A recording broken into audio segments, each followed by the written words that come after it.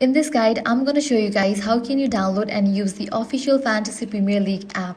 First, launch your Play Store or App Store, search for the app Fantasy Premier League. Once app appears, install it. Once it's done, open. When you launch the app, you'll see the login screen. If you already have an FPL account, just log in. If you're new, tap Sign Up and follow these steps to create your account. This only takes a minute.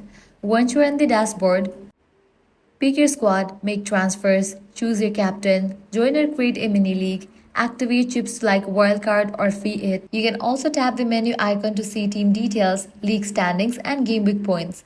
Before you are done, don't forget to enable notifications in these settings. This way you will always get reminders for transfer deadlines, captain choices, and lineup updates. And that's all for this video. This is how you can download and use the official Fantasy Premier League app on your device. If this guide helped you out, do not forget to like, share, and subscribe. Thanks for watching.